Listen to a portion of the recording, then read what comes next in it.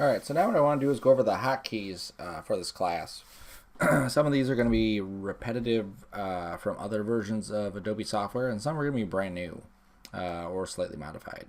So along the top of your screen in After Effects, you have that title bar here. So the hotkeys for this are V for the selection handle, which is the arrow. This is going to let you select things. H for the hand tool, which allows you to kind of move around your area. So if you come into here, you hit H, you can move around this. Or if you're zoomed in here, you can move around this. Or you can hold the space bar, and that's the toggle to get to that area. You just have to make sure you don't tap the space bar, because it'll actually obviously play the animation. Okay, just hold it down. Z is the zoom tool, so you would hit Z, and then you could zoom in and out. Hold down Alt with that, and you can zoom outward. Okay. W is for rotation. That's this thing if you want to rotate a layer. C is for camera tools. We haven't touched on cameras yet, but as we get into them, obviously it'll come in handy. So we can hit C, and then we can use our camera tools to actually rotate around inside of our After Effects 2.5D resolution stuff. Y is the pan behind tool. So if we need to move an anchor point for something, we've animated, we want to animate a block or whatever it is. Let me just solo this. I'm going to click on this, and if I hit A for anchor point, I can move the anchor point, where I want to, or the best thing to do is just hit Y, and then I can grab that and move it where I need it to happen. And if I hold Control, you can see how it snaps to the corners as well, center, and then the bottom. So definitely a handy tool to use. I constantly am using that Y key whenever I'm doing any rotational adjustments. We also have Q, which is the rectangle tool, which is that shape tool, which is right here. Here's a different one, right? So pen tool is G. So in Photoshop and Illustrator and InDesign, it's P, but in Illustrator, it's G, or in After Effects is G. So you hit G, you can get to that. Control T is the type tool. Control B is the brush, clone, and eraser, which are do. And then Alt W is the roto brush, which is this one. And then Control P is the puppet tool, which is that one. Okay, so these are pretty self-explanatory as to which ones to get here. Down here, though, these are a little bit trickier because of what they do. Okay, so viewer hotkeys are things that are going to affect just this viewer area here. So on the main keyboard, if I hit the point, okay, and the comma, or the greater than less than signs, I can zoom in and out inside this area. So that's another easy way to be able to do that movement. Control R will bring up your rulers, just like other programs. Control R, there's my rulers. I can pull guides down. I also have Control Alt and then this / that will purge all the memory. And basically every time After Effects is working, it's basically writing out memory to the computer. And so this purge all memory right here, Control Alt and then that number pad / will basically clear out any of the stuff that's After Effects has been saving. So it's good to do if your computer just starts acting slow. Just hit that Control Alt and then /. And then the caps lock will pause your preview. So if I click on here and hit caps lock, trust me, my caps lock is on, and then I click and drag, you'll see that nothing really updates. It just is kind of in this mode. It says refresh disabled, caps lock to refresh it, turn caps lock off, and then I can see it. And that's a good way to be able to move around your scene. If you have a lot of stuff going on, typically you can turn caps lock on. It'll speed things up just a bit. All right, so that's all viewer stuff. Over here is layers. So these are all things that apply specifically to layers that are down here. So I'm going to just keep that off screen and just go through what those mean. So if I have a layer here, there's a layer, and I hit A, that will open up the anchor point for this one. If I hit P, it'll open up the position, S is scale, R is rotation, and T is opacity. Okay, so those are really quick ways to access it versus opening this up and then opening this up to get all of these. If I just need one, it's much simpler to do that. If I want to get to the effects, I can hit EE. Let me grab something with an effect on it. This. So I hit E, and then it'll open up all the effects that are on top of this. Okay. So again, another useful tip or tool hotkey to use because we may want to get to those effects that are inside there. U is going to show us any expressions or keyframes. So anything that's been changed on here and has keyframes, it will show us those keyframes. So here, that's everything that's been keyed. If I go to my clouds, here I hit U, zoom out, I can see the keyframes there. And again, it just gives you an indication as to, oh, this item has been keyed. Here are the keyframes for that specific item. And then you can modify them as is. Okay. If you just want to see what's been modified, so if I hit U on here, you'll see that nothing happens. If I hit U twice, it'll show me everything that's been modified. So I move the anchor point, I change the position, and I change the scale of this.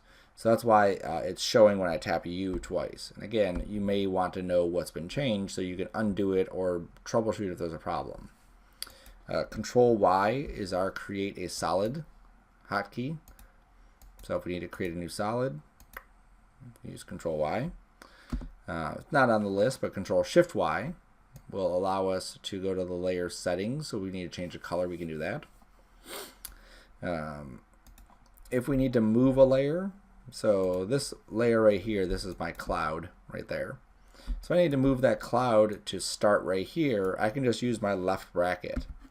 And that moves the layer down so that the cloud will actually start right here. If I wanted it to, let's put that back to the beginning.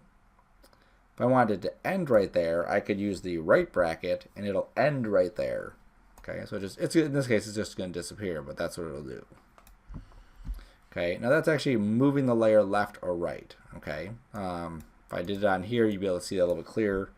There's the start point, here's the right point, the end point. So you can see how it's adjusting where those two things are starting and ending.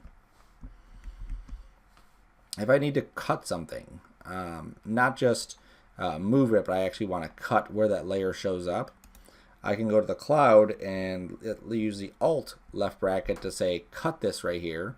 Go to the end, hold down Alt, use the right bracket, and it'll cut the end of it. So it's not moving the layer, it's just cutting the layer at that point.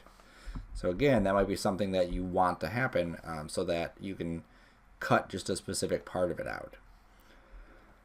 The next one is setting a time marker. So you may need to sync up when an animation happens. If I have a piece of audio or I have something happening, I may want to put a little indicator inside my timeline to say, you know, this is when the audio is happening.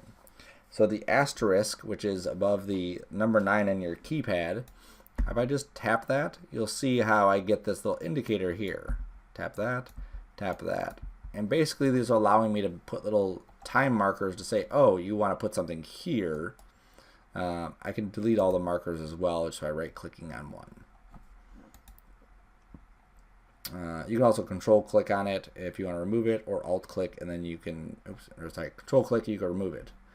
If you want to replace a layer, so I have this cloud that's up here. Let's say that I'm not happy with that cloud. I want to replace this with a different cloud. So I'm going to grab this cloud here. So I've clicked this cloud. I have the new cloud selected. I'm going to alt-drag and replace it. And what it does is it automatically just takes this layer, replaces it exactly where that layer was, and keeps all the animation, all the other stuff that I've done to it. Okay? So that's all of these ones right here on this layer side. And then the last section is timeline. So this is stuff that's going to work with specifically the timeline and not specifically on a layer itself. Okay? So let's go to this one here. The first one is set the beginning and the end of the work area. So if I'm just previewing a certain area, I can hit B to set the beginning of my work area. Scoot up a little bit, hit N to set the end of my work area. And now when I hit play, it's only going to play that area. It won't play the entire thing. It'll just play whatever's inside those two bars. So B and N. And you'll notice they're right next to each other on the keyboard. Another good keyframe, or another hotkey, is J and K. So J will take me back keyframes, so you can see I was jumping between the keyframes, and K will take me forward on keyframes. Again, a hugely, tremendously helpful thing to be able to just jump between those keyframes there. And then I and O, I'm going to jump to the in point of the layer with I and jump to the out point of the layer with O. So if I just want to jump to, the next where that ends, I can use that. If I want to go to the very beginning of the composition, I can hit home. If I want to go to the very end of it, I hit end. If I want to go up or down a frame, I can use the control right arrow, and that'll take me to the right. Control left arrow will take me back. Or I can use page up and page down to do the same exact thing. Okay, it's just a matter of what you're comfortable doing.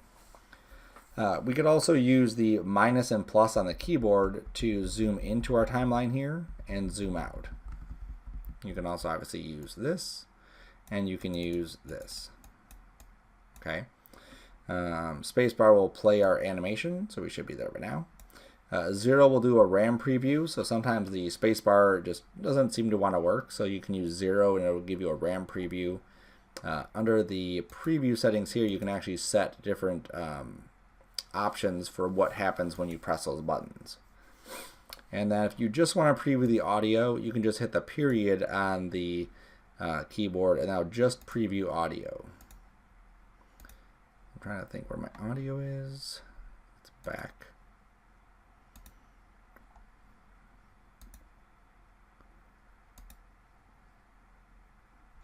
Now there is audio on that. There we go. So I just hit the period hotkey. It'll just play back the audio and not the video. In this case, we can't hear it because I have my speakers off, but that's what that would do.